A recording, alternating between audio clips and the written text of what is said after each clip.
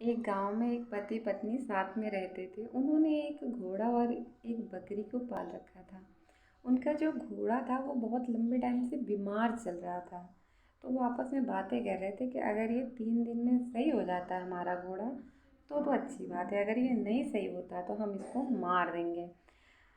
तो ये बात बकरी वहाँ पे थी तो सुन रही थी। उसे घोड़े के लिए बहुत दुख होता है। तो वो पहले दिन घोड़े के कान में जाके कहती है कि तुम जल्दी से सही हो जाओ, नहीं तो तुम्हें ये लोग मार देंगे। घोड़ा बकरी की बात सुनता है, थोड़ी हिम्मत लाता है अपने अंदर, क्योंकि मौत से तो सभी को डर लगता है।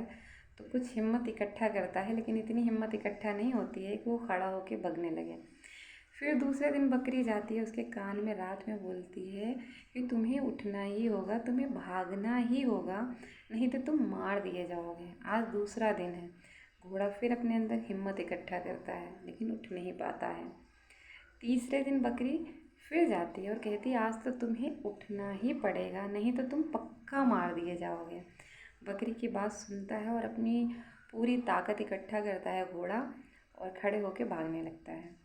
घोड़े को ठीक होता देख उसके मालिक खुश हो जाते हैं, वो पति पत्नी खुश हो जाते हैं। तो कहते हैं कि हम अपने घोड़े को ठीक होते हुए देख के मतलब इतना खुशी महसूस कर रहे हैं कि हम शब्दों में बता नहीं सकते हैं। तो इस खुशी के मौके पे हम क्यों ना जश्न मनाएं। हम इस बकरी को काट के पार्टी देते हैं लोगों को।